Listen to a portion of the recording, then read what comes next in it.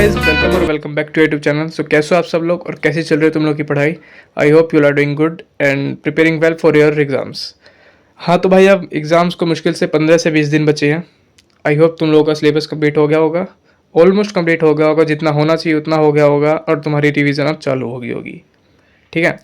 और अगर अभी तक नहीं चालू हुई है तो भाई कर दो चालू, जल्दी से जल्दी सिलेबस निपटा के। और स्पेशली बात करें लॉ की, तो भाई लॉ में तो कुछ ज़्यादा ही रिवीजन चाहिए, तो लॉ का सबसे पहले निपटाओ। अगर तुम्हारा लॉ मेरी तरह वीक है तो लॉ निपटा दो। और जिनकी रिवीजन हो गई है, क्या तुम्हारा भी गला सूख रहा है? तुम्हें भी डर लग रहा है? तुम्हारी भी फट रही है इस अटेम्प्ट से? तो भाई फटनी चाहिए, फटेगी। बट मेरे पास एक सोल्यूशन है। कल मैं लाइव अटेंड कर रहा था एक सर की, रजत पाटीदार सर, सॉरी यार, आरसीबी भाई इतना घुस चुका है ना मेरे दिमाग में कि उसके कैप्टन का नाम ले रहा हूँ मैं, रजत पाटीदार। सॉरी, रजत पाटीदार नहीं, मोहित पाटीदार सर हैं। तुम में से कुछ लोग जानते भी हो, अगर कल उनकी लाइव अटेंड भी की होगी। हाँ, तो कल उन्होंने लॉ का बताया हुआ है कि कैसे तुम्हें चैप्टर्स टारगेट करने हैं और कैसे रिवीजन करनी है। तो एक बार उनकी वीडियोस देख लेना। वो मतलब काफ़ी एनालिसिस करके आए थे, रिसर्च करके आए थे कि प्रीवियस अटैम्प्ट्स के अकॉर्डिंग कैसे कैसे क्वेश्चंस आ रहे हैं, किस किस चैप्टर से कितने वेटेज का क्वेश्चंस आ रहा है, और उसके अकॉर्डिंग फिर तुम्हें प्रायोरिटाइज कर रहे हैं कि इस चैप्टर को इतना इतना टारगेट दो, इतना इतना टाइम दो और उसका सिलेबस कंप्लीट करके रिवीजन करो। हाँ, तो एक बार उसकी लाइव को मतलब वीडियो को देख लेना, यूट्यूब पे पड़ी होगी, सर्च करना CA मोहित पाटीदार। तो फर्स्ट वीडियो ही आ जाएगी तुम लोगों की, कल ही लाइव थी सर की। हाँ, और तुम लोगों में से कुछ लोग जानते भी होंगे, तो उनकी लाइव अटेंड कर देना। और 24 तारीख को उनका वो है, क्या नाम है, टेस्ट लेंगे वो 3 घंटे का, 2 से 5 आई गेस। तो मेरे को एक हेल्प चाहिए, जो भी बच्चा उनके बैच से है, लाइफ लॉन्ग लर्नर बैच से, 5 AM क्लब से बैच से है, 5 AM क्लब से, तो एक बार वो मेरे को टेलीग्राम पे मैसेज कर देना, मुझे एक हेल्प चाहिए उनसे। हाँ, मूविंग फर्दर, मैं अपनी पढ़ाई का बता रहा हूँ भाई। हालांकि तुम लोग को मैंने बताया भी था पोस्ट के थ्रू कि क्या नाम है, वीकेंड पे मेरा कुछ ऐसी हालत हो जाता है, कंसिस्टेंसी थोड़ी ख़त्म हो जाती है। बट मैंने आज सोचा थोड़ा बहुत पढ़ते हैं, देखते हैं कैसे क्या होता है, क्योंकि फ्लो तो टूट चुका था कुछ दिनों से क्या मतलब, ये सैटरडे संडे फ्राइडे वीकेंड जो भी था उससे कुछ फ्लो टूट चुका था। पढ़ाई की मैंने, बट जो मेरे टारगेट्स होते हैं, मतलब इतने प्रोडक्टिव पढ़ाई नहीं की, थोड़े बहुत जब लग रहा था कि हाँ पढ़ लेता हूँ तब पढ़ ले रहा था। और आज मैंने किया बिजनेस लॉ का PYQ 2025 का जैन का। भाई सही बताओ ना, मजाक से हट के पहली बार मेरे को लॉ पढ़ने में और लॉ करने में थोड़ा सा मज़ा आया है। मजा आया, और मैं ये जो मजा है हिंदुस्तान के हर व्यक्ति को देना चाहता हूं। क्यों? क्योंकि भाई वो क्वेश्चन किए मैंने जो मेरे को आते नहीं थे, ठीक है। और थोड़ा थोड़ा खुशी हो रही थी कि भाई वाह, कि ये मतलब ये क्वेश्चंस हो रहे हैं। और थोड़ा थोड़ा रिग्रेट भी हो रहा था कि यार ये थोड़ा सा मैं एफर्ट लगा के मैं पिछले अटैम्प्ट में कर लेता ना, तो मे बी आई गेस मैं तुम्हारी तरह ये अटैम्प्ट नहीं दे रहा होता फाउंडेशन का। बट छोड़ो, जो होता है अच्छे के लिए होता है। मैं भाई कर रहा था, ये देखो मैंने 2-3 क्वेश्चन ही किए, टारगेट तो पूरा करने का था भाई। बट जब मेरे को नहीं आता हो ना चीज़ें, और उसको तुम पहली बार करते हो तो थोड़ा टाइम लगता है, बट करना इज़ इम्पोर्टेंट, चाहे बेशक कितना टाइम लगे। मेरे को फर्स्ट क्वेश्चन तो आ गया था, पेपर में भी मैंने अटैम्प्ट किया था, पर इतने अच्छे से अटैम्प्ट नहीं किया था जितना आपकी बार किया है, और उतने मार्क्स भी नहीं मिले थे। मेरे ख्याल से इसमें 7 मार्क्स का ही है, 7 मार्क्स तो मिल ही जाना चाहिए, 7 नहीं तो 6.5 तो दे ही देगी भाई ICI, थोड़ा तो रहम खा लेगी।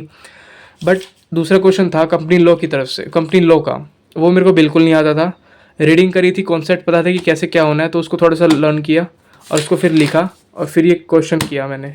ये देखो, जो क्वेश्चन मेरे को 0% आता था पिछले अटेम्प्ट में, 0%, मतलब उसका ABCD भी नहीं आता था, उस क्वेश्चन को मैं अब पूरा 1.5 पेज में निपटा के आया हूँ। और ये भी अगला क्वेश्चन 1.5 पेज नहीं, हाँ 1.5 पेज में, ये तो दूसरा क्वेश्चन है। ये भी मेरा कुछ नहीं आता था भाई पिछले अटेम्प्ट में, ये भी अभी पढ़ा मैंने इसको, मतलब पढ़ तो रखा ही था, रिवाइज किया, लर्न किया, और इसको भी किया मैंने। भाई मज़ा आया कसम से, और मतलब इंटरेस्टिंग लग रहा था यार। इतना बिजनेस लोगों को जितना मैंने हुआ बना रखा था ना, क्या मुश्किल है मुश्किल है मुश्किल है, उतना मतलब है, पर मुश्किल है, पर इतना भी मुश्किल नहीं है कि भाई तुम उसको ऐसा मान लो कि यार नहीं हो पाएगा। The main thing is that ना, मैंने क्या आज तक कभी इसके कोई PYQ या फिर कोई MTP या फिर कोई ये सब सोल्व ही नहीं किए थे कि जिससे मेरा कॉन्फिडेंस बूस्ट हुआ, फिर मेरे को पता चले कि भाई थोड़ा हाँ भाई ऐसे क्वेश्चंस आ सकते हैं। मतलब नहीं किए थे मैंने क्वेश्चंस, थोड़े बहुत किए होंगे मैंने, बिजनेस लॉ के मॉड्यूल के क्वेश्चंस किए थे मैंने, बट ये सब नहीं किया था। और सीरियसली पिछले अटेम्प्ट में ना इतने आसान क्वेश्चन आए थे कि मेरे बैचमेट जो भी मतलब बच्चों के साथ कनेक्टेड था ना मैं, वो बच्चे भी बोल रहे थे भाई मेरा पेपर निकल गया, और तू बिलीव नहीं करेगा कि मैंने एक क्वेश्चन की भी राइटिंग प्रैक्टिस नहीं किया है।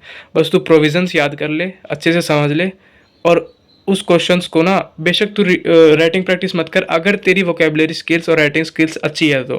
वोकेबलरी स्किल्स इन सेंस मतलब अगर तुम वर्ड्स को फ्रेम कर सकते हो, मतलब अच्छा लिख सकते हो, मॉडर्न लैंग्वेज थोड़ा लिख सकते हो, तब तुम्हें हेल्पफुल रहेगी। बट अगर तुम्हारा ऐसा कुछ सीन है कि थोड़े से कमज़ोर है, पर तुम राइटिंग प्रैक्टिस करो, ऐसा उसका कहना था। और उसने भी यही किया था, ऐसे कह रहा था कि भाई मैंने तो थोड़ा सा भी राइटिंग प्रैक्टिस नहीं किया था, मतलब बहुत कम किया था, जितना करना चाहिए था उतना नहीं किया था, बहुत बेसिक की थी। जैसे ये लिखना कि प्रोविजंस लिखते हैं, फिर उसके बाद वो लिख क्या नाम होता है, एनालिसिस और कंक्लूजन जो भी कहते हैं वो लिखते हैं, मतलब उतनी बेसिक प्रैक्टिस करी थी बंदे ने, और उसने निकाल लिया था बिजनेस लॉ का। हाँ मैं मानता हूँ भाई पेपर इजी आया था, खुद मानता हूँ मैं, पर अपनी गलती भी मानता हूँ कि मैंने वैरायटी ऑफ टॉपिक्स नहीं किए थे। बस 40 मार्क्स का मैं माइंड में बैठा के गया था कि 40 मार्क्स का ही करूँगा मैं, और 40 मार्क्स का ही अटैम्प्ट करूँगा। बीच में से मैंने 55 किए, तो कहाँ से ही 40 आएंगे भाई। वो सब छोड़ो, अब थोड़ा बहुत इंटरेस्टिंग लग रहा है, बस नज़र मत लगा देना भाई तुम लोग। हाँ तो बिजनेस लॉ अब थोड़ा इंटरेस्टिंग लग रहा है, धीरे धीरे क्वेश्चंस करूँगा तो और अच्छा लगेगा। साथ ही साथ फिर उसके बाद मैंने ये जनवरी का MTP किया था, अभी वही कर रहा था एक्चुअली, अकाउंट्स का MTP जनवरी 25। और MTP अब मई 2025 के लिए ना भाई कल रिलीज़ होने वाला है, कल है 22 तारीख, 22 तारीख को MTP रिलीज़ होगी, तो उसको तुम लोग कर लेना। फिर उसके बाद मेरे ख्याल से 3 या 4 मई को रिलीज़ होगी सेकेंड MTP अकाउंट्स और बाकी सब्जेक्ट के लिए, तो उसको निपटा देना। इसमें भी सेम वही कर रहा था भाई, जो जो टॉपिक मेरे को लग रहे थे कि हो जाने चाहिए, मतलब जो जो टॉपिक मेरे को लग रहे थे हो जा रहे हैं अपने आप से, वो मैंने अपने आप से कर लिए। और जो जैसे लग रहा था कि भाई नहीं हो पा रहा है, जैसे अभी ये था वेटेड एवरेज वाला था, तो मैंने इसके नोट्स वगैरह बना रखे थे, तो मैंने फिर देखा कैसे कैसे क्या निकल रहा है, क्योंकि वेटेड एवरेज में जो ये रेट होता है वो निकालने के लिए थोड़ा कुछ होता है कॉम्प्लिकेटेड। तो मैंने उसको देखा, फिर रिवाइज किया, फिर एक क्वेश्चन किया मैंने जो इसमें MTP में था, ये वेटेड एवरेज वाला निपटा दिया, ये भी हो गया। एक्चुअली क्वेश्चन वही सेम ही था भाई, बस डिजिट चेंज कर रखी थी, आंसर भी बल्कि वही आया है, डिजिट चेंज कर रखी थी। हाँ तो भाई अब तुम लोग भी अपना सिलेबस जल्दी से जल्दी निपटा लो, नहीं हुआ है तो। और जिसका हो गया भाई रिवीजन स्टार्ट कर दो, जैसा कि चल रही है अब रिवीजन सबकी ऑलमोस्ट चल ही रही होगी। चलो भाई फिर मिलते हैं नेक्स्ट वीडियो में, till then take care, bye bye, पढ़ो भाई, ध्यान रखो अपना, बाय।